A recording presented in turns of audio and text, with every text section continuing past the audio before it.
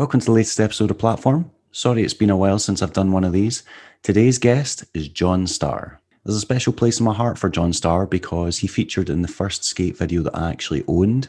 I'd seen a couple of videos before then. I'd seen like Hoax 3 and Crown Jewels, but VG4, Puppets of Destiny, was the first physical VHS that I actually possessed. And I wore that thing out until there was like lines appearing on the screen. And John Starr had a mini view in it. He had a really good trick vocabulary even back then. He had a really stylish Unity, one of my favorite grinds of all time. And he was pretty handy at just basically doing all-rounder tricks. So, you know, he could wall ride, he could gap, he could grind. He was one of those early skaters that could pretty much handle any terrain. He was sponsored by Medium and K2. And then later he would end up being sponsored by Rollerblade. And he was in the Fiziks video, Masters of Delusion. He also had a joint section with Jon Julio in Adventures of Mr. Moose Knuckle.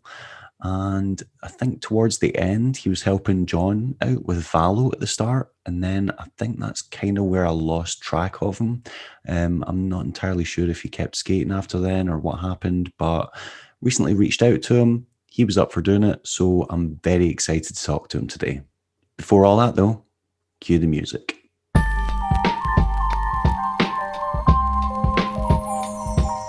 The platform. The platform.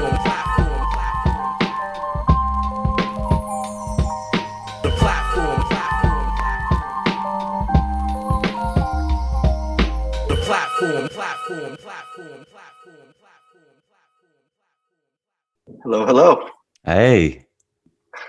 How's it going? It is never usually that seamless. I'm kind of shocked. Normally it's like the video won't work or it's like turn to the side or something. So I'm impressed. The golf question yesterday now makes sense now that I just saw your profile picture. Oh, yes. Yeah, I enjoy golf. It's during all this COVID. So I had never played and a lot of my friends play. So they got me into it. So okay. We just had a lot of time on our hands. So I started playing a lot of golf. And then we're also a part of like this, it's almost like a fantasy golf group. So we bet on golf. So the Open Championship just wrapped up and Cam Smith won. But but like it's basically a pick 'em. And then, you know, there's winners and losers. I think I just got third. So I think I got my money back. Okay. So that's become like your COVID lockdown new passion or what? Yeah, it's like really, really hard. It does remind me of skating in a way, in the sense of like it's highly repetitive. So like each club, there's different ways to approach and swing every individual club. So it's like each club has its own set of tricks in a way. And you know, skating, like you'll do a trick over and over and over and over and thousands of times. And that's essentially what golf is. It's like you just have to keep going at it. Yeah. Yeah, I used to golf when I was a kid. I used to go golfing with my dad, and then he hit me with a golf ball when I was standing like almost parallel to the tee. I didn't actually realize that was physically possible. He sliced it so hard it just went right into my thigh, and I was like, I'm done. This sucks. I'm not doing this again. I saw a video today of a guy who went to drive the ball and it hit himself in the face. I don't know how that's possible, but I just saw it. Yeah. No, at least with skating, the only person responsible for my injuries was myself. So that was fine. Yeah, exactly. Am I right in thinking you live in Oregon now? Is that right? Yeah. I'm a little south of Portland, a little town called West Lynn. So it's beautiful out here. That's a long way from California. We're the next state up. All right. Okay. You know, I'm still on the West Coast. It's like a 2-hour flight. Oh, so not that far. To pretty much anywhere in California. Right. Maybe 1 hour to the Bay. Yep. So what led to you moving there? Let's see. Like I've lived in California for like 38 years, and I was working and saving money and trying to buy like a house, and just couldn't get ahead of the California prices. You know, like they were outpacing my ability to save money.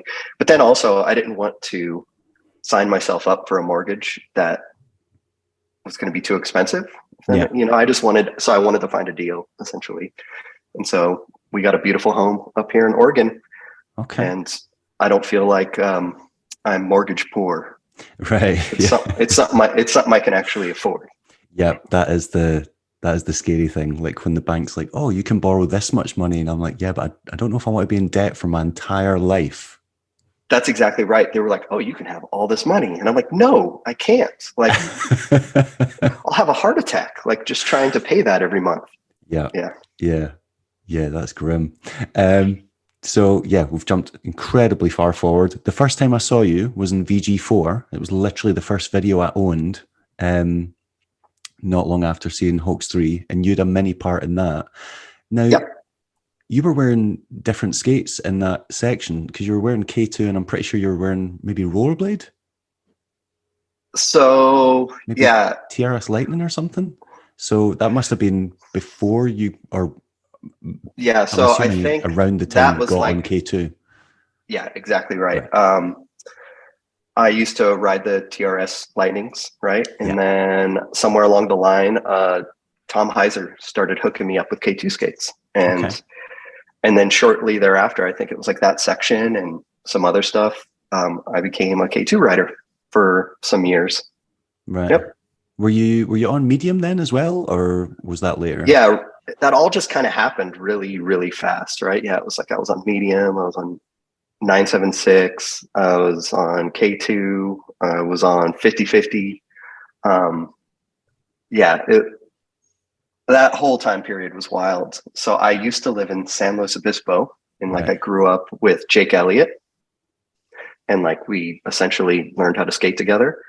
And then that was with my mother, and then I moved to San Jose with my dad.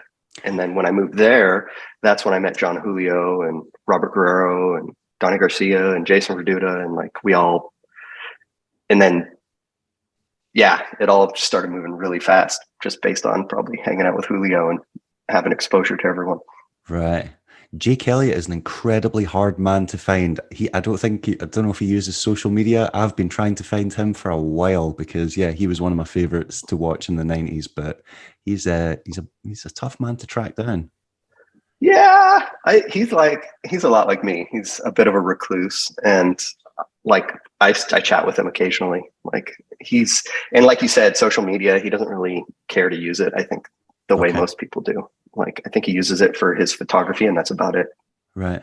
Oh, he's a photographer now. That's okay. It's been for a really, really long time. Yeah. So many skaters just get into like artsy jobs. It is quite interesting that it makes perfect sense. It's like all those years of having pictures taken of you, and then you start dabbling with taking pictures, or like videographers, right? You learn how to roll around with a camera, and then all these little companies, I mean, they're all very small. So then you get people who need graphics and websites and all this stuff. So it's like you start to wear many hats. That's how I got into what I do. Yeah, definitely. Yeah. I don't know. I'm assuming you know who Richie Eisler is. He was. Yeah. I think he said it like basically being in the rollerblading industry prepares you for all these different transferable skills, because you end up becoming like a tour manager and an organizer and like a team manager and a photographer. And like you said, like a videographer or a graphics guy, and you end up doing like all these things that, I don't know, in a bigger industry or with bigger companies, that would literally be one person's job to just do like each of those tasks. Exactly right. You end up doing like loads of them at once. Yeah. So obviously when you get into skating, it was like when it absolutely exploded all over the US. So you weren't the first generation, but you came along like not too long after the first, like you were like a couple of generations deep, but the actual distance between you and the people who started was only maybe a 5-year gap or something like that in terms of age. If that. Yeah, you're right. Like the age gap was very small.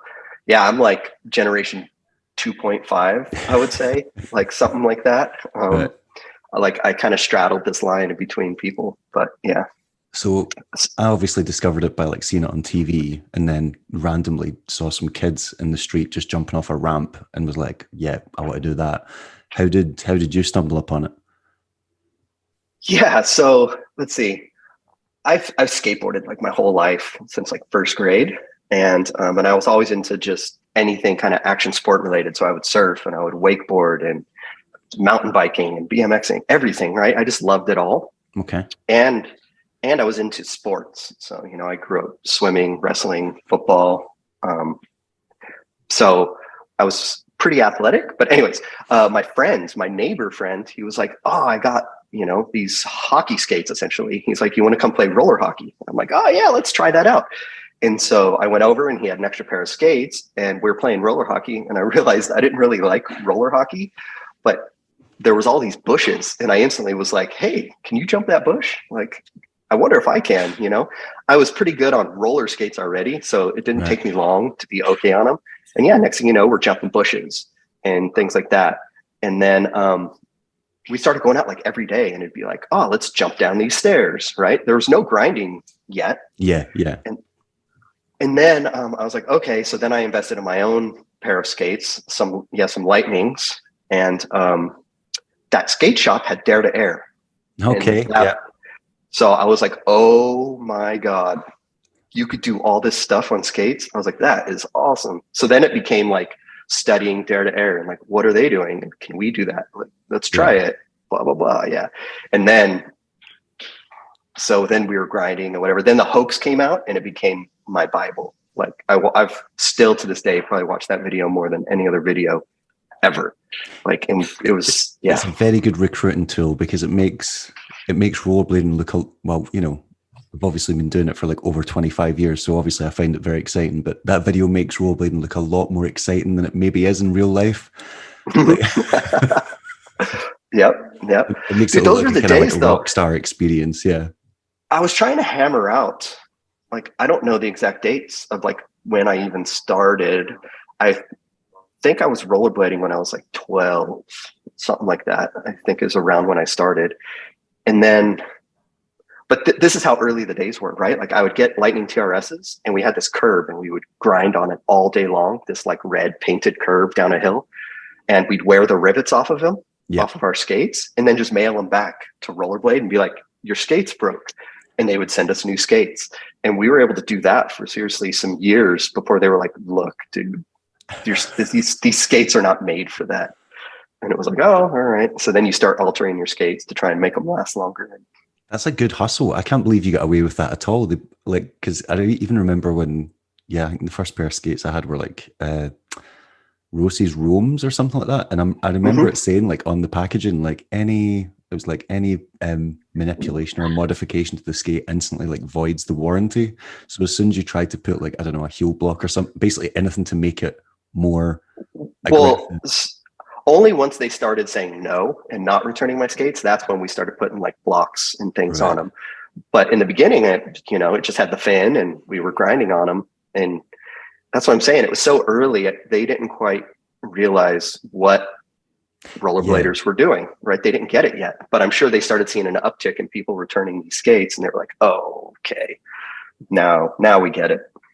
That's pretty funny. Also, looking back on that, I genuinely can't believe that, well, you guys in the States and us anywhere were doing handrails and stuff like that with essentially no sole plate and an uneven like grinding surface, because none of the skates had they didn't have sole plates, and it was the heel was always like higher than the front. Yeah. So you're grinding on like the least ideal surface for your sole basically is on your toes. Yeah, you're like trying to get a lock. The frames were too tall, right? Like everything was just so wonky. The frames were also so flimsy. Yeah. And even for a long time, like once we're doing like alley-oop soles on handrails, so sketchy because that fin would bind on the rail and just shoot you off backwards, right? Like, I don't know. Kids have no idea how easy they have it now with purpose-built skates. Yeah. Well, there were some tricks that were easier, like backslides and stuff like that, because you could basically just sit as far back on it as you wanted and never slide out because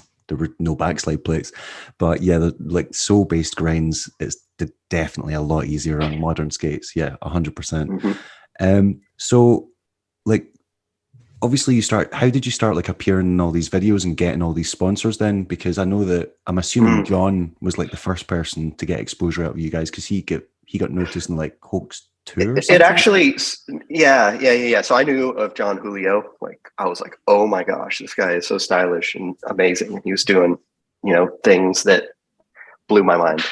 And yeah, I believe that was Hoax 2. Or was it? See, I get so confused. Or was I it think, Mad Beef? No, it was Hoax 2. yeah, yeah. My memory's It's, kind of it's one of faded those. in that as well. Anyways, Yeah. neither here nor there. Um, Me and Jake were doing our thing in our area, and then like we would skate Cal Poly, San Luis Obispo a lot, and like other kids would travel there and see us, and we were getting pretty good at skating. And then we heard about this kid Dayton Cooper Smith, who Okay. became a Yep. friend. Yep, and we heard about him, and in our little town there was a skate shop, and they knew we were good at skating, so they sponsored us, this little shop called Sports Crazy, and then they started sending us to like contests and things. But anyways, I don't know how it happened, but Dave Payne heard about us like in our little town, and he was coming up to video us. And this is the VG3 timeframe. This is when Jake got his profile, right? I broke my ankle, no joke, like 2 or 3 weeks before Dave Payne showed up. So I had a broken ankle, and he comes to town, and then Jake went off. Like he skated out of his mind. He was like, he had a shot and he just went for it. And I was so bummed because I was just like, I wanted to skate too, and I couldn't. And I was like, that's a bummer. But I kind of made that connection with Dave Payne right then. So I hadn't met Julio yet. He comes to town. He films Jake Elliott. I kind of meet him, kind of get to know. So now we kind of have an into like videos, right? But then we went to this thing called the Sea Otter Classic up in Monterey. And that's, I think, the first time I officially met Jon Julio, Dayton Cooper Smith, Ezekwe Anderson was there. Right. I believe Don Everett was there. Zach Webby Murphy. There was all kinds of kids there, right? But so, and for somehow John had heard of us as well. And I don't know, we just clicked instantly. And during this time period, I was about to move to San Jose. And he's like, no way, you're going to move to San Jose? He's like, I live in Milpitas. I live right there. He's like, give me a call when you get to town and we'll skate. And I was like, yeah, awesome, right?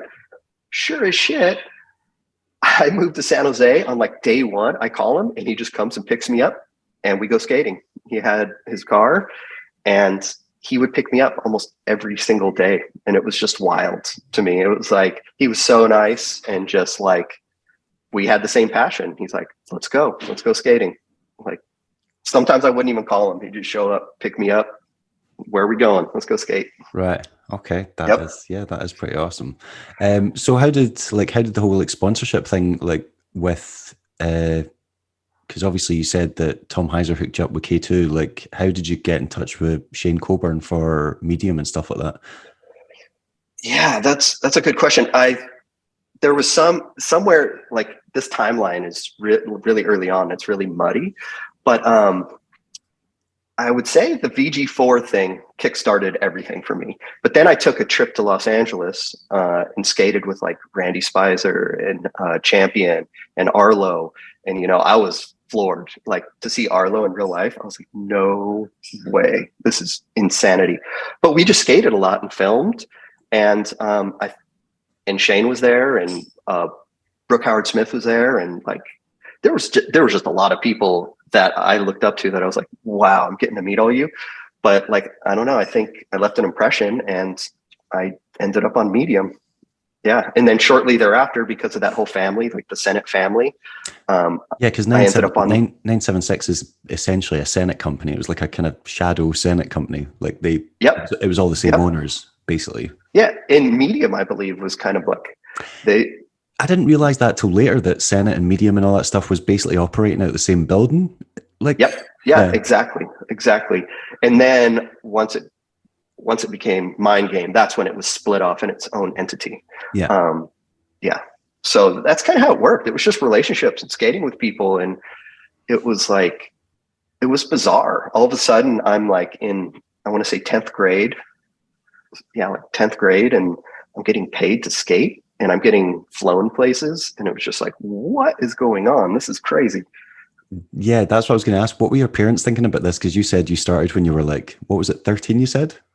Yeah, like 12, 12, I want 13. to say. So you're this little kid getting on flights to go skating with basically like adult strangers. Your mum and dad I not like, was hold on, I was a pretty I what's was a going on pretty here? rough kid. Yeah, Okay. I was a pretty rough kid and pretty autonomous. So I would go skating anyways, and they didn't know where I was skating. Like Yeah, sometimes you hop in a car and go hours away to this skate, you is, know? yeah, this is true. So at first they just thought it was like a hobby I had, which it was. But then like boxes and boxes, like I was getting like 3 pair of K2 a month, right? And I would wear right through them. I was chewing through skates and frames, or not frames yet, but like grind plates and shirts and swag and everything. Just boxes are always showing up. And then paychecks started showing up. And my dad was like, what the hell?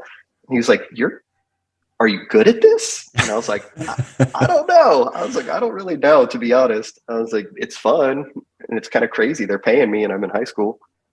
Yep. So like I've heard stories about like all the K2 riders getting their own like essentially custom K2s. I remember Dave Ortega had like pink ones, and Hmm. Ryan Jaclone had, I'm pretty sure he had like an American flag pair or something just absolutely wild.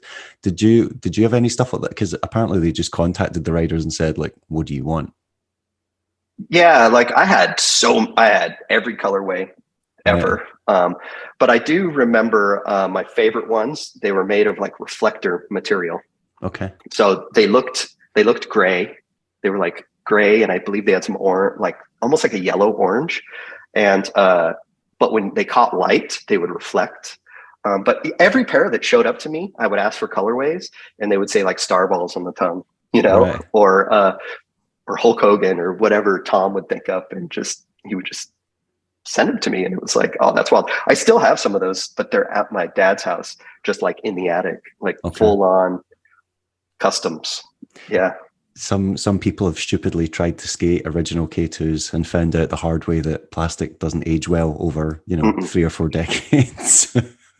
No, it just shatters. Yeah, Sometimes it shatters. Sometimes it just gets so mushy it breaks. yeah, cuffs just come clean off. I don't know if you know this, but your pro face wheel has actually become quite like an iconic thing, thanks to Yeah. I don't know if you know the mushroom blading guys. Oh, well, I mean, I know of them. I don't. Well, they I don't basically know like them.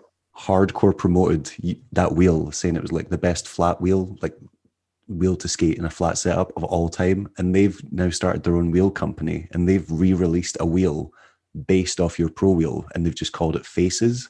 And they've like done kind Oh, of that's similar awesome. artwork around the side, but it's literally the same profile.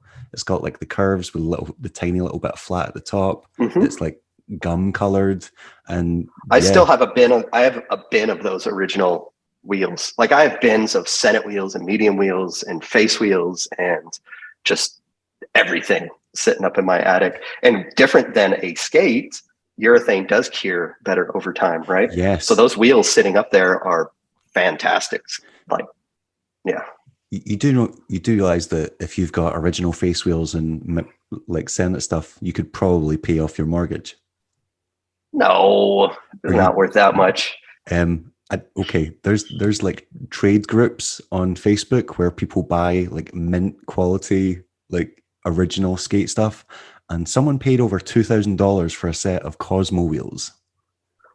Ooh, I should sell some wheels. And who was it? I'm pretty sure Scott Crawford said he sold a set of wheels and paid for his flight from Australia to California for Blading Cup. No way. Okay, It's if you can I'm if you gonna. can find the Yeah. collector, some people are wild. Like obviously, it might not be those prices, but you can get into the hundreds. Oh yeah, I'm gonna sell some wheels. You're like, that's weird. I need to go and suddenly I need to go and check out all that stuff I've got. Yeah, I mean it's all just sitting up there. I have um, I have so much. Like I have a couple pair of mint Fiziks frames, okay, and I have some that are like custom colorways of those. I have like the original crystal clear 50/50 frames, right, okay, yeah, which which are terrible because they shatter yeah. essentially, but they look beautiful. They'd be great for just like skating around. Skate companies are still trying to do that. Kaiser brought out a clear frame not that long ago, and yep, cracks pretty much every time. Yep. To make it clear, I think it's just too hard. Yeah. So you're on K2, you're on these companies, you know, you're a teenager. What were the checks like that were coming in each month? Was it a lot of money or just like spending money? No. Yeah, like spending money. I mean, in the beginning it was maybe like $500 a month or something like that. In the beginning, it was like pretty small, and then you get royalty checks and things like that. It did get substantial over time. Like, it got to where I was probably making $5,000 a month eventually. I was not like top tier like some of the other guys that were pulling down some proper money, but like I was like, that's so much money for me. Yeah, it was my job. $5,000 a month is no joke. Yeah. So because you weren't really a competition guy. Like, I don't really remember you like I hate skating. competitions. Yeah, skating comps that much. I've done some reflecting on all of that, right? And I realized like I like skating just for its nuance, but I also like it for its social aspect and my friends. And I realized like once I got sponsored and turned pro and like the responsibilities that came with it changed how I viewed skating, and I didn't like it because that's just not what I was good at. It's not what I wanted to do. I just wanted to like go play games of skate with my friends, try, you know, some crazy rails or ledges or find new spots. It was just, contests were never my thing. Like, yeah. I hate pressure. But like, you put me and Robert Guerrero on a slider bar and we'll skate that thing for 7 hours and try all kinds of different things and have a blast, right? And maybe do tricks that at that time were really, really hard to do, but it just didn't have that pressure, right? Like, it wasn't. Yeah. There's definite expectation, especially when there's like a crowd of people and you're like, it kind of takes you out of yourself and no longer feels like, yeah, it does. Like you mentioned, at a session where, you know, there could be 50 people at the session, but it's just not the same thing. So yeah, exactly. That was never my jam. I mean, not for lack of trying, I got flown all around the country and like I would do these contests and sometimes I'd do okay. You know, I won some. Might place top 3, like quite a few times. I'm traveling the world, but it was like, I'm never going to be John Bergeron who can flat spin a spine. Right. And I'm just not like, I even look at those guys that do the mega ramp thing and that scares me to death. Yeah. I'm like, you guys are crazy. Yeah. Just when you see the perspective of like them looking down over even just the quarter at the bottom, you're like, that just looks like a building. That is like staring off the side of a building. No. Yeah. No, thank you. Hard pass. Yeah. That does not appeal to me in any way either. Jon Julio actually mentioned you not that long ago. He was on, there's a podcast called Jump Street Podcast, and they were asking about like grinds that he's credited with inventing, and he mentioned the Unity grind, and I'm sure he said it was you, him, and Robert were doing them one day. Might not have been Robert. Might have got the third name. I think it was Randy Bernal. We were at a school called Silver Creek, and it was like night. It was dark and there's like some lights on, and we were literally sitting there trying to be like, there has to be more tricks that like we haven't thought of. And I remember specifically, like I was like just jumping. So I was on K2, I believe, in those days. And so they had, they're so good for backslides, right? But you had these 2 perfect grooves. And I was like, how can you get both of these grooves to like lock? And just jumping up and crossing my legs, and I was crossing my legs on it. And I remember it so vividly. I'm like, boom. And I'm like, that's weird. Is that weird? And John's like, what is that? And then he starts doing it. And then before you knew it, I think it's me, Julio, and Randy Bernal. And then we're kind of slowly skating up and crossing our legs and then slowly skating up.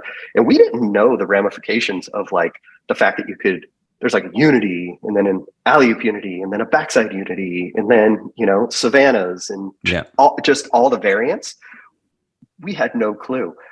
But it was fairly easy. And I would say I remember the next night we went and tried it on like a 4-stair handrail, me and Julio. We were just me and him, night session. Just like, we were like, yo, we have a new trick. Nobody knows about it. Like, we need to get this out there.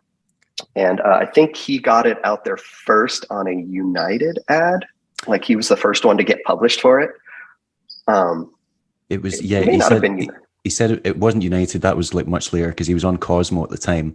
But Okay. he had an advert, and I think it was in Daily Bread, and he said he was like, I don't, you know, he said the only reason he gets credit for it is just because he was fortunate enough to have the image in a magazine first. And he was like, he said that you guys all collectively came up with the name, and that he was like, he's like, I can't take full credit for that. That was, oh yeah, the name I think was Dave Payne. Dude, that trick was such a collective effort for sure. Like I remember that night so vividly, and it's like, yeah, we all did it together first. Like we were just doing it, and then we started doing it like every day, and we kind of hid it from some of our friends for a little bit too, because we wanted to be able to like do it on rails when they saw it for the first time. And yeah, I think right after his, I got my first Unity pick in Daily Bread as well, and it was like kind of a yellowy blue picture, and I was stoked. And what was weird, those days were a trip. I was able to do them both ways. Like it was just like, and it was a pretty easy trick to learn, you know. And then once you start to once you get the variants, then you're like, oh, I could do this backside, you know. And then some people just liked to like 270 into it, the Savannah wave, right? And it was like, I was never good at that one, but it's literally my favorite grind. It was one of I think it was one of the earliest things that I saw, and I was like, I'm learning how to do that. Yeah, so it must have been really crazy to like start seeing something that you guys came up with in magazines, and then start seeing people essentially all over the world doing this thing that, you know, you guys might not have came up with it first. There could be someone else in another city or another country or whatever. But the fact is, like, you guys got it out there first. So yeah, I have a similar one, which like I'm credited with what is it, True Topsoul. Okay. And it's like I was the first public, like I got it in Daily Bread and box. But the most hilarious thing about that is they looked so weird in the beginning, because you really have to torque your ankle and like get on there.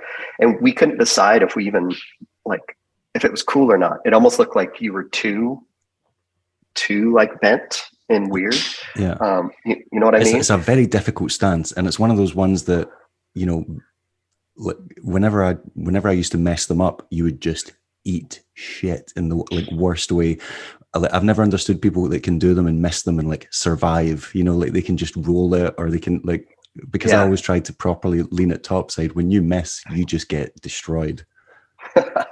Yeah, like it was weird at first, and I think I was only able to do them because K2s, the cuff was so mushy. Yeah. So I was able to hit that stance, and then I got better at them, and I was able to like pretty much charge them. But yeah, I got the first one of those in both publications. I have those magazines up in my attic too. That's pretty wild. Okay, I didn't realize that. Now Also, back to if you were what you doing them said. in K2s, you must have been doing them quite early, because you're obviously on Rollerblade later. So Yeah. Oh yeah. Like this was almost the exact same time as the Unity thing. That's what I'm saying. We were sitting around trying to figure out how to make up grinds. Yeah. I think I might have been doing TTSs before we were doing Unities even. Right. I'm unsure. I don't know the timeline. It's all a little fuzzy, but very early. Yeah. And then people took off with those and were able to do them so good. Yeah. Like, yeah. Yeah. So. Some people definitely have those in the back. What were you going to say before I cut you off there? Oh, I don't know. You were like getting back to, I don't know. So that must have been, you know, you're on K2. Did you guys do like team trips or stuff like that ever? Like what was that like? Yeah. We traveled quite a bit. It was usually to contests and things like that. Then we had like the one weird one was Europe. Like we did like, I want to maybe a month, maybe 2 months in Europe, just traveling around. But I wasn't even 18 yet. So basically Tom Heiser was my adult. Like, you know, I had to sign paperwork, and he was kind of responsible for, I think, quite a few of us. Him and Matt Lacrosse. Yeah. Right, like they were just, those were good times. But it was weird because I didn't have a lot of money either, and like didn't have money just sitting around in the bank. So you're kind of like broke and starving and traveling around Europe. And I didn't understand how expenses worked back then. they're like, oh yeah, just save all your receipts and expense us later for this. And I'm like, yeah, but I don't even have money right now. Like, how am I going to eat? And so I had to get them to kind of float me money for the whole trip, but it wasn't even that much. So I was kind of just starving that entire trip. So that's weird. So I've never really understood that. So it's like they take you on trips, but there was no like per diem or anything like that. So how are you like meant to The per survive when you're diem, out there? you do have per diem, but the weird thing is you pay for it out of your pocket. At least on this trip, it was like, you pay for it out of your pocket, your per diem, and we'll pay you back afterwards. But I was like, what? I was like, I Yeah. don't have enough money to float myself for months. Yeah. Yeah, It all worked out. that also it's really easy to understand how kids can kind of like I've heard the stories of, you know, Feinberg and stuff like that, like having like tens of thousands of dollars in the bank and just basically just like squandering it essentially because, you know, if you've never had a job and you don't understand how hard it is to actually, you know, earn that amount of money working Yeah. a real job, then it has no real meaning to you. It has no value. So if it just starts appearing in your bank account one day, then you're like, it's just a foreign concept. It's not You're just anything. using it. You're like, I got this. It just keeps reloading. I'll just Yeah. keep spending it. Yeah, I was the same way. Like it was a little weird. So it must have been quite a while, especially in the 90s when rollerblading was so popular. It was basically the number one action sport for several Yeah. years. Yeah. What was it like basically being like that guy, like in videos, in magazines? You know, you were sponsored by the most popular brands in the industry at the time. So there must have been a certain amount of ego involved in it as well, where you're like, oh my God, like especially as a kid, because your Yeah. emotions are all over the place anyway. So I could understand how it would be easy for you to get carried away with it.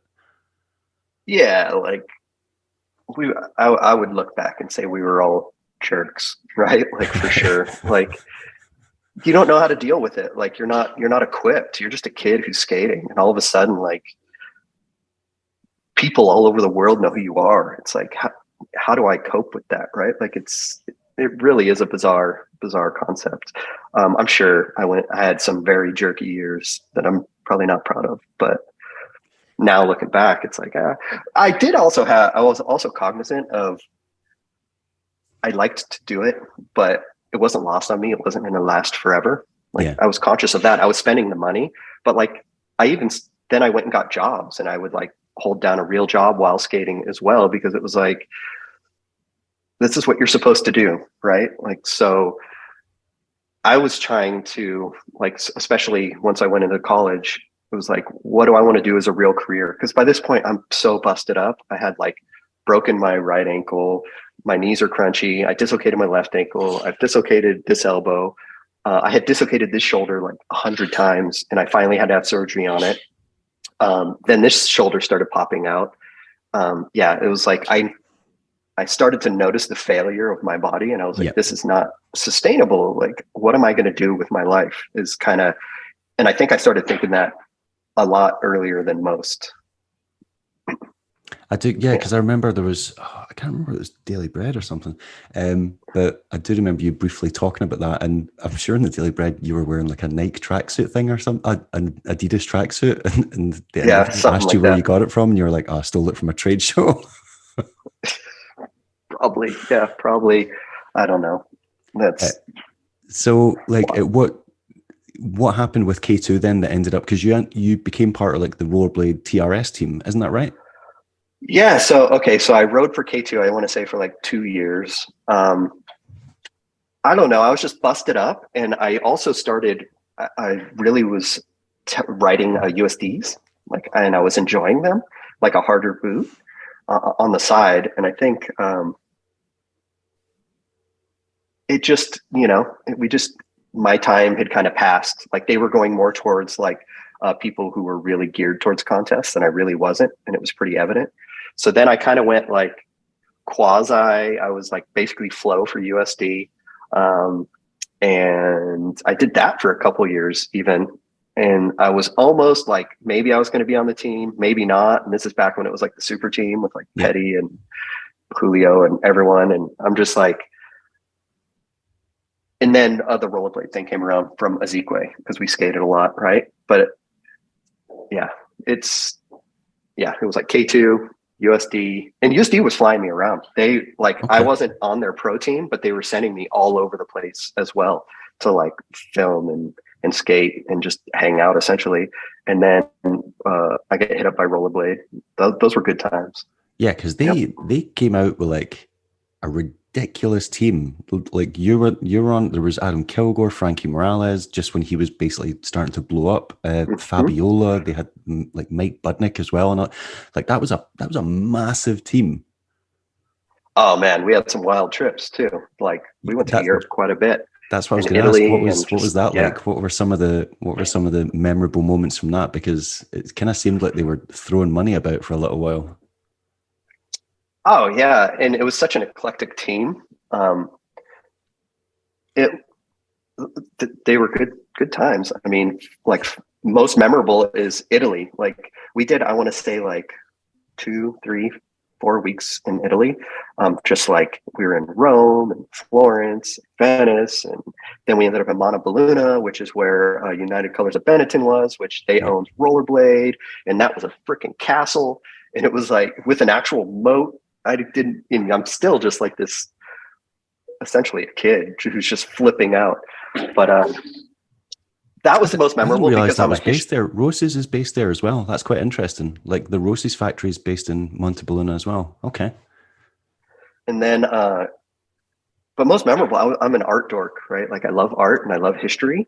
And so we'd go on these trips, and they're skate trips with basically skate rats. But I'd always be like, no, like we're going to go to the Louvre. We're going to take a day and go to the Louvre. I'm not going to be here in like say France and not go to the Louvre, or we're going to go to the Vatican and we're going to see the Sistine Chapel. And come on, guys. And I would force people to do that. And I have so many pictures from those years of just being like, look, we're going to take a day out, and like, who knows if we'll ever make it back here. And like, we need to see like what the world has to offer more than just like skating this city. Yeah. So, That's yeah. I can't imagine that was a popular decision among other teenagers, because I imagine like it's kind of hard. Well, it's hard to get most people into a museum at the best of times, but a bunch of teenagers, I would just picture them being like, no, I don't want to go. No, some people wouldn't, but I would kind of peer pressure, be like, come on, dude.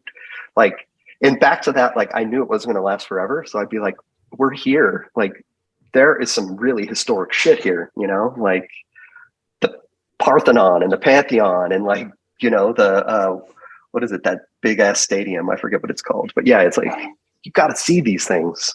Yeah. We just have to. But just to have that kind of, I don't know, foresight or awareness that you're like, yeah, I'm in a very unique position here. Like I'm a teenager that's able to essentially fly across the world and see stuff that, unless, you have wealthy peers or, peers that are like with parents who are financially comfortable, they're not getting to see that stuff. So I haven't, yeah, it's like I've traveled for work to places, but like I really haven't been back to all those places that I forced everyone to go to. Like, and it's been a long time, man. yeah. Yeah. It's like, so, when did I last go to Europe? That would have been like 2002, 3, 4, maybe somewhere around there. okay. Something like that. Yeah. So how long were you on Rollerblade for? Because I feel like that Rollerblade team didn't last very long until they dropped the entire like aggressive program essentially. Yeah. I want to say it was like 2 or 3 years for my part of it. Right. Yeah. As in, did you leave or were you still on the team when they basically got rid of everyone? No, they just kind of, I think over time we all just got clipped, right? Like, Right. It was never, I didn't leave, but I was phasing out of skating in general. I was just kind of like, oh yeah. Okay. So during this time, let's see, I was in Atlanta, Georgia, and I worked for Skate Pile. And so I was working. I have other questions, and that now makes sense, right? I get it now. Okay, right. So you're in Atlanta. But like I was already, I was in college doing that. I didn't know what I was going to do. I was doing graphic design already and like web design because I already figured out like, I really like this. Like I'm an art dork and this makes sense for me. And then Tom's like, hey, we already sponsor you. He's like, come out to Atlanta, Georgia and work for Skate Pile, like do your design thing, and you just skate with everyone out here. And so I was there for, I think, 2 years as well, working for Skate Pile and skating for Skate Pile and traveling and skating. And then right about when that ended, my rollerblade thing ended too. And I was like, I'm going to move back to California, right? So I moved back to my parents' house. And when I moved back, that's when Julio hit me with the like, yo, I'm going to start this thing.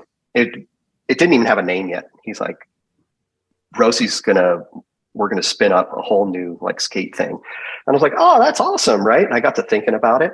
And then I just started designing, and I designed some skates, and he was like, what? And he was like, how about you be the guy to like help me design skates? And I was like, all right, let's do that. I did not, I obviously knew you were involved in Valo at the start. Actually, no, but we're not talking about that first, because I want to ask about the Atlanta thing. So you're in Atlanta, you're sponsored by Skate Pile. Is that around about the time you were filming for the Fiziks video for Masters of Delusion? Would that have been then? I filmed for the Fiziks video when I got back to California. Right. I had been so busted up by this point. Like I knew I didn't want skating to be my job anymore. Like I phased myself out. It was like everything hurt, and I just didn't want to get hurt anymore. And I was just kind of like, I really just wanted, and I had another passion growing, right, which was design. And I was like, I was spending all my time just loving designing things, and I didn't care what I was designing. And yeah, and it's like you break my hands, and I'm going to mess up my career, like my future career. It is. I do find it's one of those things that you have to kind of like decide what's more important, especially when, if you have a passion for, I don't know, even like music or something like that, and you're like, all right, cool, I've broke my hand, now I can't play guitar for like the foreseeable future. And you're like, one passion's crushing the other one. And yet you kind of have to like weigh up what it is that you value most, or what you want to pursue. Yeah, it was like, I was just so beat up, and just the thought of like, breaking my ankle again or dislocating more limbs was just less and less appealing. And I was like, I mean, if you're dislocating your shoulder all the time, that's just got to be, it's got to get to a point where you're like, this, right, enough, and like my body is rejecting this. It's not. Exactly right. But Skate Pile days were so fun, like hanging out with Kevin Dowling and Walt Austin and Andy Cruz, Tom and Aaron Heiser, and just those were good times. Yeah, that's Mike McMullen. Mike McMullen is like became one of my. Well, he's also like, we became real close friends, Right. like, and we still work together. It's wild. Nice. Like that Atlanta scene, especially during that era, had some really big characters. Yeah, like you mentioned, like Walt Austin, very outspoken individual, very opinionated. I agree with a lot of his opinions. Then you've got like Kevin Dowling and stuff like that, who's this, kind of comedy, larger than life character for the most part. And obviously people like Tom Heiser and stuff like that as well. So that must have been pretty crazy. Plus, I imagine you're working at the shop at the same time, also kind of witnessing the downfall of the industry, because that's where it hit everywhere. It hit the shops before anywhere else, because the sale figures just dropped off a cliff. So what was that like? Yeah, that's when it was a little weird, because the numbers were going down at Skate Pile. I didn't have a lot of insight into the financials side of that thing. I know that they invested a lot of money in Fiziks, and I would say Fiziks probably hurt Skate Pile pretty hard. But I just missed California. So I kind of was like, I'm going to leave, it's like, it's time for me to go home. I stayed sponsored by them, but it was but you're right. There was a lot of weird infighting back then. I'm not talking about Skate Pile. I'm just talking about in the industry. And you could tell the financials of every company were being hit. Because everyone's just trying to get what they could, like, from anybody. So you're gonna have to elaborate more on what you mean by what infighting means, like as in like brands like trying to sabotage each other, or like just like there was just some industry drama going on back then, like Daily Bread and the rates they were charging, and for like. See, I don't have a ton. Like, I don't have a big knowledge base of this, so it's like I'm not really going to speak to it. I just know that that time period when like numbers were waning, popularity was going down. You could tell it was stressing the entire industry. Okay. Yeah. So Right. sorry, I don't have much gossip there, and No, I don't want to that's misspeak. And I don't want to misspeak about it, right? Like, yeah. I just know that was the vibe. Like, the financials were being hit across the board, like on all companies. Okay. Yeah, that's something I've always kind of found quite strange about the rollerblading industry, especially as it started to get smaller. It felt like all the brands were just trying their hardest to compete for the lion's share of a like like consumer base that was getting smaller and smaller, rather than trying to make the consumer base larger. If you know what I mean, like they were like, right, so we've got this tiny pool of participants. We want to be the biggest brand in this tiny pool of participants. And it's like, surely you should be trying to get more people skating instead of trying to just sell products to like the smaller number. So yeah, and it feels like Bladen's finally started to understand that, because we now have a lot of events which are essentially like demos. Like we try to do them out in the public eye, get more people like coming in off the street and seeing it, as opposed to keeping it like locked away in skate parks and, you know, just having these videos that we're only showing ourselves, or we're only showing each other, that, you know, other people aren't seeing. Like that's not a marketing tool if no one else can see it. Yeah, that's exactly right. You're like, you need kids, and it doesn't even just have to be kids, but yeah, you need the exposure. You need people. You just need to get people to get a flicker and be like, oh, that's cool. Like, that's pretty neat. Maybe I'll try that. Yeah. So what was it that made you desperate to go back to California? Like what were the kind of, I don't know, cultural or social differences that you were like, no, I want to be back Oh, home? no, it was just, I'm from California. I have 3 brothers. I'm really close with my family. I missed my parents, you know, like just all of that. I would fly back, but it just came more down to like me wanting to be back home. Like I was missing my people, you know, like, okay. No, that makes sense. Yeah. And then, so then like, obviously I know that Roces approached Jon Julio and said, you know, we want you to head up a brand for us. And then, but I knew that you were involved in the start, because I remember the advert with you and John, like in the street, basically like crouching down in front of it. But I wasn't aware that you actually designed the original skates. So it was, you came up with the concept for the skin. No. So we knew we wanted to skin the skate. Like that was kind of the thing, but it's like, now what is it going to look like? Right. And I made probably like 7 or 8 designs. And then Julio would, you know, there was a good feedback loop. He would like, we'd like certain parts, wouldn't like other parts. He'd be like, I like these shoes. Can we do something like similar, but not, you know, the same? And like, it was pretty organic in that way of like us just like honing in on the TV1 and then TV2 and then his pro skate. And and then some of my designs still kind of legacy kept going and just kind of getting iterated on. But yeah. Okay. Because I feel like it felt like there was a lot of influence from things like, maybe I'm completely wrong about this, but like K-Swiss and like Vans shoes and stuff like that. And it felt like there was very, very specific like shoe influences on the skin designs. Yeah, there was definitely some influences, especially for his pro skate. It was like that shell toe look that he wanted specifically. Really, I was just trying to think about it as like what would look good, right? Like on your feet, and not really trying to like rip off anything. But it's like, and then it got really fun because you're working with materials, right?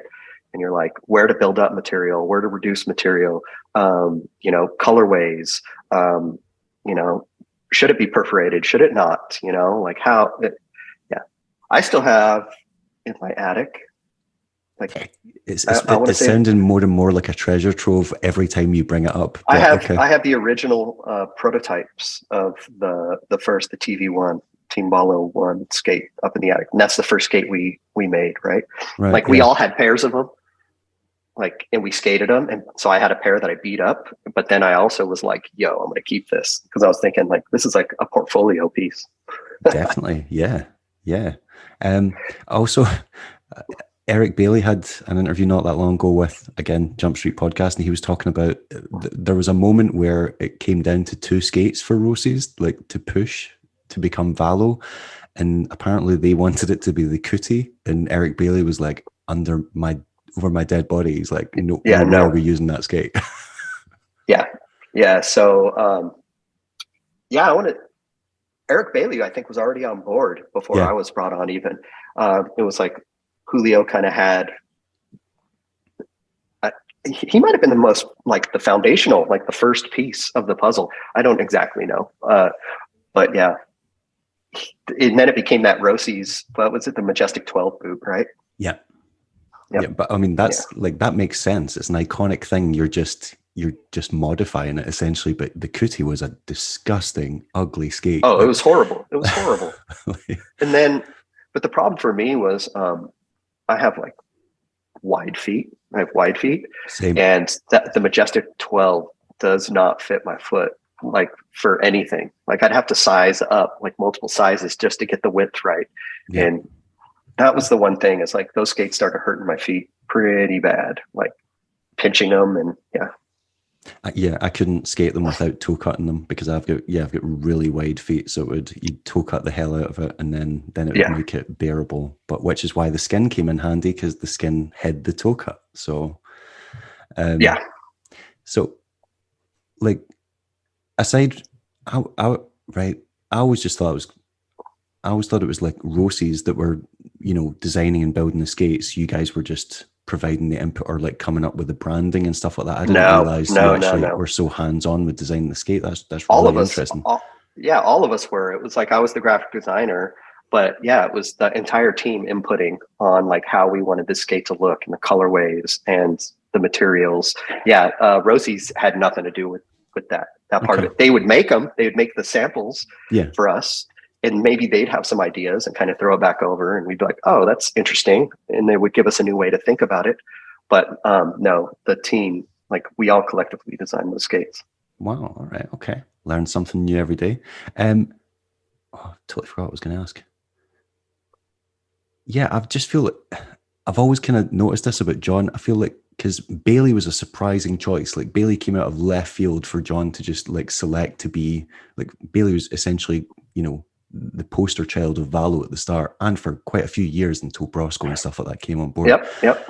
And obviously Bailey's an incredible skater, but he wasn't really, not that many people really knew about him. And then all of a sudden he's like not only the pro for Valo, but he's essentially the face of the brand alongside, like obviously it's Julio's like brand. Dude, well, the thing is like Bailey was better than everybody for a really, really long time, and nobody knew about him. Yeah. And it's like, that's what Jon knew. It was like, yo, because he could murder contests. He could murder the street. He's so stylish. He's such a cool person. And it was like, it's that Jon, that's like what Jon knew, that I think he was like, yo, this guy he's going to do things. Yeah, because he had this massive history in blading that no one knew about. Like, no one realized that he was, originally on Roces, like in the mid-90s, and that he was attending all the NIS events in Europe and he's been around since like day one. Yeah, it's wild. It's wild. And then, I think a lot of people just had no idea who he was, and then he came out of nowhere and was just absolutely insanely good at park, street, stunts, rails, literally anything you put in front of him, he found a way to completely annihilate it. Oh, he's wild. Watching him skate in person is outrageous. He's so good. I've been fortunate to witness it at least 2 or 3 times, and he never fails to surprise me. Yeah. And he's so laid back about it too. He'll just be hanging out, having a good time, cracking jokes, and then he'll just stand up and go do something so outrageous. And you're like he didn't even have to get his mind right. He's like, set it and forget it. I got this. Yeah. That's pretty interesting. All right. So were you like traveling with Valo when they were like filming for the initial video, or like the start, or were you just, kind of off to the side helping with the design? So I was in Northern California. I was helping design the skates. Then I moved in with Jon Julio and we were working on it. We were traveling a bit around here and there. I didn't do a ton of traveling with Valo. we did go to Germany once for like a month. That was pretty fun for like Winter Clash and all those sorts of things. But that actual trip was like, I had decided this would be my last time like traveling for skating. It was like, I was still in that mode. Like, me and John are friends. I'm going to skate with him. He put me on the team, but I was like, hey, I'll be on the team, but I don't really like, I don't want to be a pro skater anymore. Like, I just want to work with you, kind of a thing. But he's like, no, you're going to skate and you'll do the like design thing. I was like, all right. But when I got back from Europe, it was just like my commitment was not where it needed to be. And it was like, just use my spot for someone else. Like, it does not need to be me. I don't want to be that guy. Okay. So then, like, what happened after that? Like, did you keep living with John and helping out with the skate designs, or did you just stop everything? This is when life came in fast. I was living with John. I met my future wife. So I was living with John, and then me and my wife Lorraine moved in together. And then I got a full-time like design job, like a real one. So that it's kind of like, that's when I phased out of skating. It was like, I'm now going to go on this graphics journey. Like, I wanted to just do that. So it was kind of like, I parted ways with Valo and John, and it was all good. I'm just like, cool, I'm going to go be a designer. And it just happened really organically. It's like, okay, met my future wife, started designing full time. And yeah, now I got kids and I've been married almost 16 years. Nice. It must have been hard, like, even though obviously like you chose to step away from it, you were like, yeah, this is coming to an end in terms of my body. I've obviously got a different passion I want to pursue. But the fact is, when you've been doing something for so long, and you know, the majority of your friendship base consists of people who you only know through that activity, it must have been hard, because I imagine you didn't like lose friends, but like, as in you just lost contact with them, or you just stopped seeing them as much because you're no longer participating in the thing they're still involved in. Yeah, it's definitely a weird feeling, right? Like, the people that you would hang out with for like 6 hours a day, every day, are now, you barely ever see them like now. But now it's really fun because you go and you see them and it's like time hasn't passed, right? You show up to a contest and you have so many stories together collectively from so many years that it's like, what's up? Let's get a beer. Let's hang out, like. And then the other interesting thing is like how we started this entire conversation, like all the creatives that are coming out of skating. I am now reconnected with so many skaters just through like design and cinematography and motion graphics and all that. Like, it's like a lot of other people eventually phased into having real careers. And now we all like congeal on a professional front versus like a skating front. So like, you mentioned Mike McMullen. Are there any other like former skaters that you've worked with in, a design capacity, or like worked on projects together? Yeah. Like Ryan Northway, Mike Martino. Okay. Who weirdly are both skating again. Like, it feels like there's been a resurgence of guys from that era. Like, they're both strapping on the skates and killing it. I'm noticing a lot of us older folks are starting to get back at it. Mike never stopped, which is amazing. Like, I love it. Who else? I stay in contact with everybody, especially that like do what I do, because you never know when there's a job opening and maybe they want to switch over, or maybe you want to go over there. Right. And just utilizing our network in a different capacity. Okay. I wonder who like kept up the design of Valo skates then after you left, if you were responsible for it in the early stages. Like, did John maybe take it up, or? John did for a while, but then it became Mike McMullen. He picked it up. Right. Okay. Mike does all of it now for the most part, or he does a lot of it, like still to this day. He does. I know he's like heavily involved with them skates, but I didn't realize he was working on them. It started with Valo. With Valo. After me, I think it was still a while after me. There was a void, I think, where it was just kind of piecemeal. I don't know who was responsible in that moment, but then Mike came along and started helping out a lot.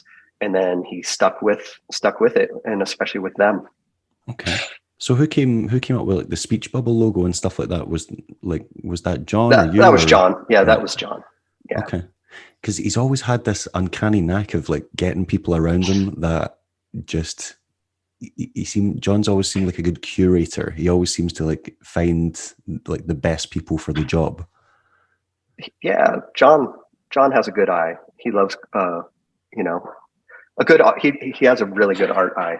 Like, and he's always been like fashionable and like you said, like curation and culture. He loves culture. So Right. Okay. Yeah, because weirdly, my old flatmate is like in Scotland, works for Clark's Shoes, and now oh yeah. now John is working with that person. Like yeah, it's just so completely random that this guy I lived with like over almost 20 years ago is now working with John on kind of like skate related project.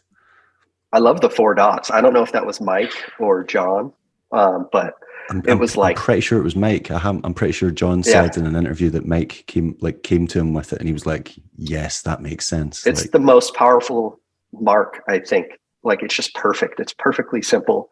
Like, killed it. I love it. Yeah, and it can literally be manipulated. Like, you can do anything with 4 dots. Like, you can like make it any color you like. You can and it's very neutral as well, which I think works in its favor. It's just 4 wheels, right? 4 wheels on your feet. It's so perfect.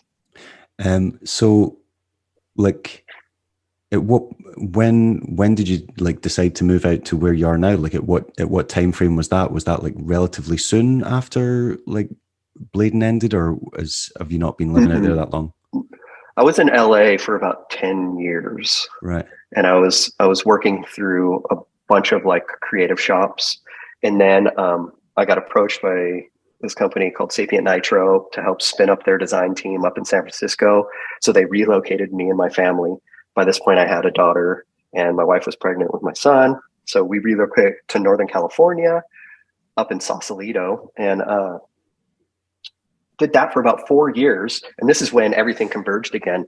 And then I quit that job because for just some very basic reasons. I was like, I know I could work I want to work from home. I want to be remote, and the job that I had at the time, they wouldn't allow that.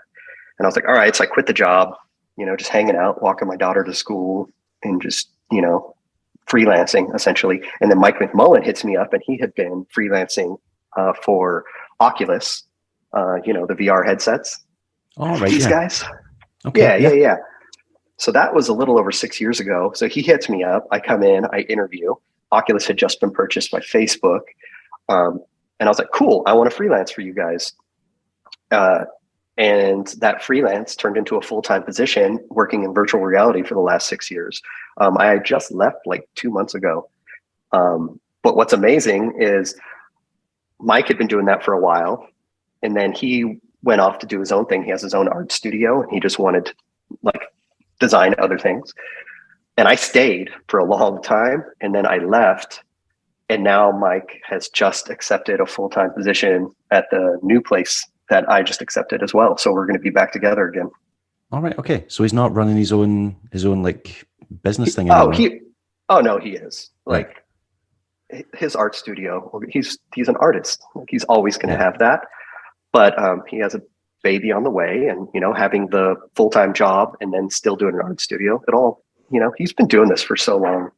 Like, he's got, he's a businessman. Okay. He's still skating a lot as well, because they just released I don't know if you follow it, but they do a Sunday brunch series thing where they just official Sunday brunch, and they've just got another. I think they've released like 3 full-length videos now. Like, they've been busy, especially considering it looks like at every session they're just hanging out and drinking. And that's how it started, right? Just hanging out with friends. Oh, but full circle. How did I end up here? I went back to Northern California. I quit that job after about 4 years. I was freelancing with Oculus now. And I was like, I don't want to come into the office. I'm just going to do this remote. And they're like, cool. And then we bought a house off the internet up here, and I just moved, and that was it. And so I've been here 6 years. As in, you'd never seen the house, you'd just seen pictures of it, and you bought it. That's a bold choice. Oh, I was so nervous. We flew up here. I flew up here for the inspection, but we got so lucky. Like my backyard, it backs up to. From what I can see, it looks very nice. Yeah, but I would have been. Oh, that's my front yard. But I'd have been like, what if like, you? Let's see. Back there is Okay. It's basically a forest, and it's a protected green space. So my backyard just goes into a forest, and there's a creek back there, and Nice. This was a total fixer upper. As soon as we got here, we started remodel. So it's basically we've remodeled probably 75% of the house now. Right.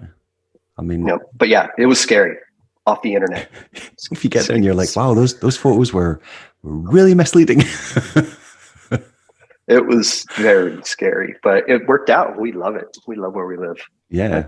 I mean, it's a great area. If you're into like nature and stuff, I've heard that part of America is very, if you're an outdoorsy type at all, that's the place to be. So. And also, it's crazy. It rains a lot here, but with that, you get the beauty, right? Yeah. It rains a lot, but it means our summers are super green and lush and beautiful. But the rain can definitely be a little taxing after a while. I mean, I live in Scotland. We get rain all the time. It was 25 degrees here today. 25 degrees is like, that would probably be winter in California, like 25 degrees Celsius. But we were out in shorts and t-shirt and like, thinking we're going to die. So, yeah. So you're on, I think, the 56th parallel, and I'm on the 45th. So yours is a bit colder and your days are a bit longer than mine, but we're pretty close up on the top of Earth here, or halfway up, right? Yeah, I think Scotland's like kind of the most similar climate to like Seattle, like kind of style. That's what we have essentially, like 9 months of rain. We get snow, we get all the things. As opposed to coming from California that does not have seasons. You're like, no, it's all sunny. hot. It's sunny. And it's sunny. Oh, it's not going to rain. Shocking. Yep. I always find it really funny when you have these, like, especially when you see skate videos and you have these, like, I don't know, these massive storm ditches and stuff like that. And I'm like, why are they there? Why are they, like, you don't have the weather to justify these giant structures. Yeah, exactly right. But those storm ditches, when the weather does come through, like, it's like a shotgun barrel. Like when they fill up, they are the sketchiest things ever. Right. Okay. Because the water moves fast, right? Yeah. Like there's nothing to stop it. Like you put it essentially into a pipe, and now it just flows as fast as it wants. So they can get really dangerous when they do get water. Okay. Yeah, it's because I've seen the quote unquote LA River, and I'm like, that's not a river, that's a man-made like water feature, and I've never seen it even remotely full. Maybe I've just like not been fortunate, but it's always just looked like a stream. Yeah, it's like a trickle. It's like a disgusting trickle. Yeah, I agree. So when you're not working and doing the family life, and obviously now you've just get into golf, and that seems to be your new passion. Like what else do you occupy your time with? I basically turned my garage into a gym. I started doing CrossFit like 3 or 4 years ago. Okay. So I do that to like help my limbs, strengthen them, like try and fight age essentially. So working out, I work out quite a bit. Golfing when I can. And yeah, like just hanging out with friends, right? Like I have a whole crew of friends that I've made up here, and like we're pretty tight. So I'll probably see them later today, kind of a thing. Like I'm getting texted as we talk. Right. Okay. And just hanging out with my kids, right? Yeah. So just living a slower pace of life out in the countryside, essentially. Yeah, kind of, sort of. Just working. I love design. I'm always like designing things for friends and different companies. And then I have my full-time design job, and I'm still just an art dork, and I'm always tinkering with something, so yeah, like much slower. Family man. When was the have you been to any like blading events recently, or like, because I know that Blading Cup brings together like people, venture out there, not even to skate, just to like hang out and catch up with old friends. And you will literally see people from Hoax One at Oh Blading yeah. Cup, like hanging out. It's so bizarre. Even like Brooke Howard Smith is like Did you go? re-emerged. Have you been? I've not been yet, just because international flying, even since coronavirus, is just insane, and like getting visas and stuff like that. And it's also become incredibly expensive. But yeah, the plan is to at some point.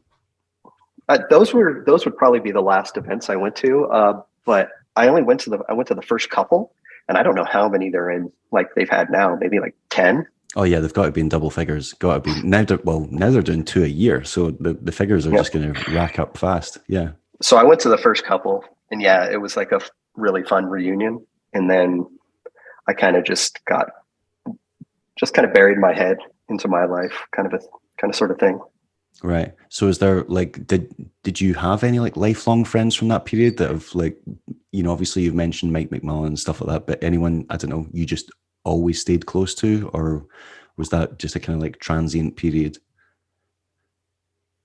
Like I've stayed close with like Rob Guerrero, Jason Reduta, Donnie Garcia, all like my San Jose family kind of thing, like my skating family there. Yeah, he's in Portugal right now. He's staying with Ricardo Lino right now, or he was until recently. Yeah, Rob gets everywhere. I don't really understand how.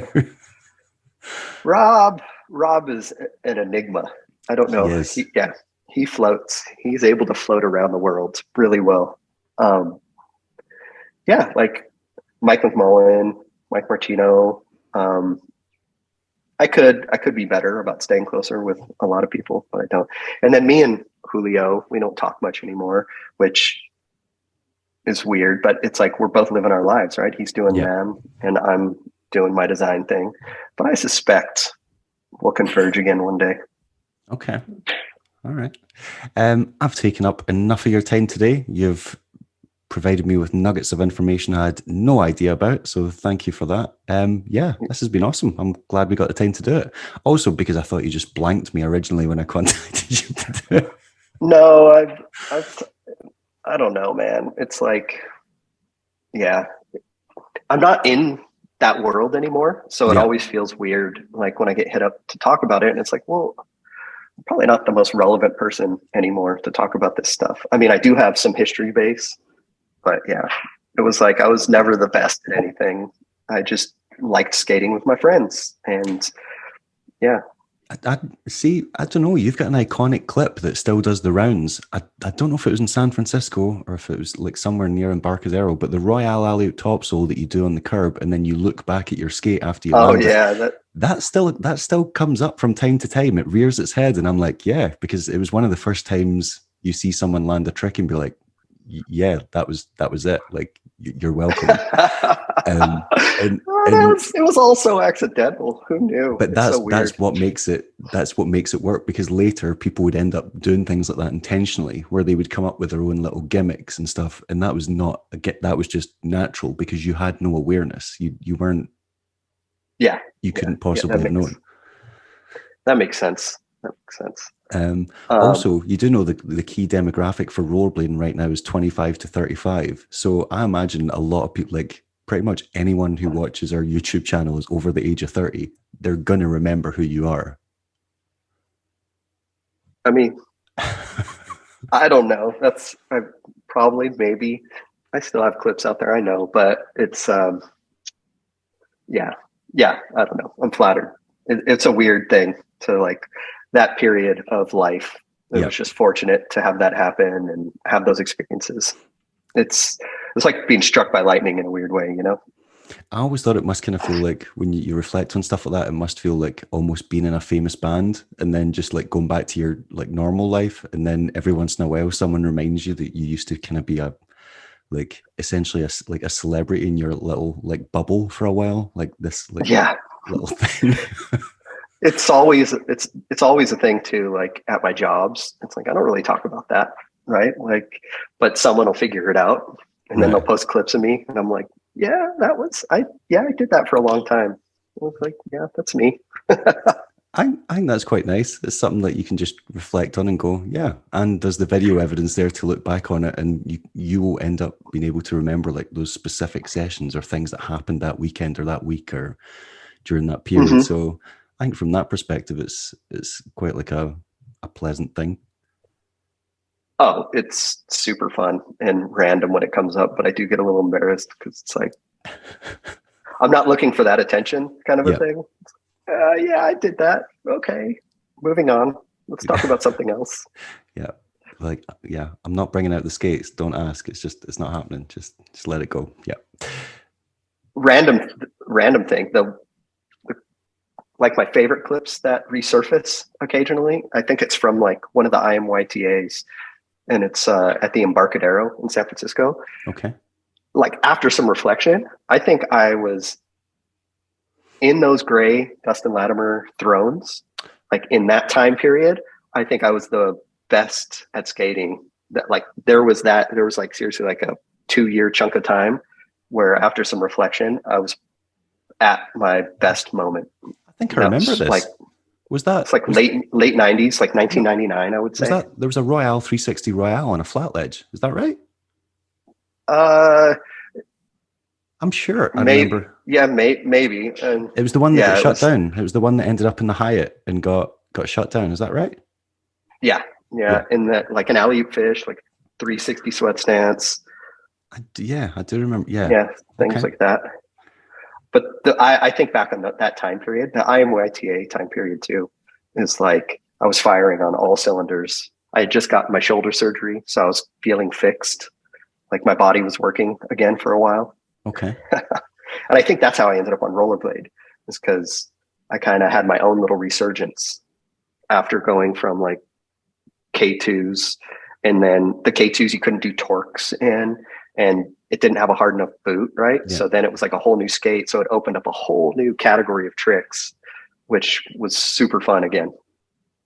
Oh, so that was kind of a wild time. So it was like that felt like the first time where rollerblading actually tried to take hold of its own destiny and create something, because obviously the X Games was still going on. A lot of skaters were rejecting that, and they're like, Julio again was like, well, I guess we need to come up with, if we're not happy with the competitions that are being given to us, we need to come up with something of our own that we feel accurately represents us. And that did, it's the closest portrayal to rollerblading that is authentic in a competition setting. Those were so fun. Like I never did great in those either, but they were so fun, right? Because they were a jam session. Yeah. And you really are just skating with your friends.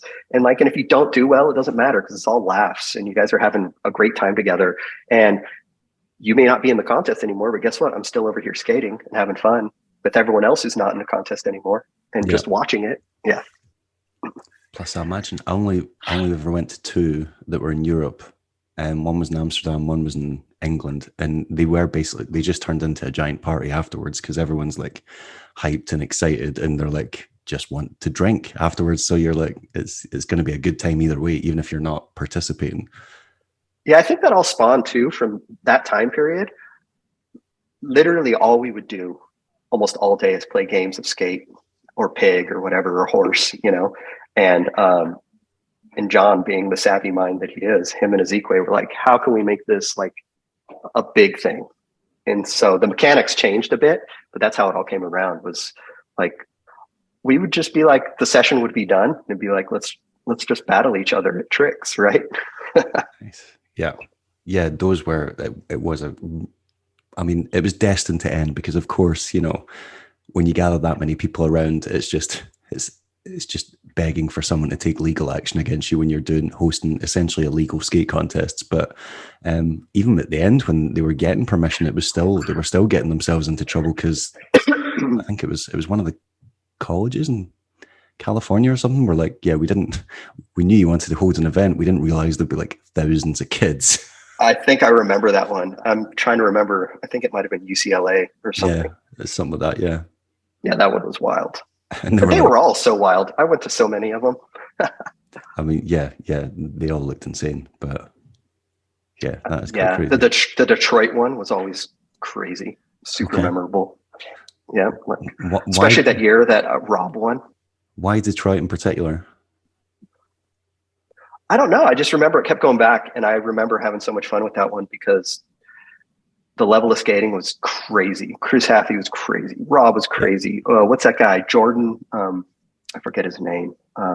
He was able to do all the like negative tricks. I forget his name. Anyways, just the level of skating was crazy. And also I was super proud of Rob for just doing Rob things. And Yeah, he won a couple. He won like yeah.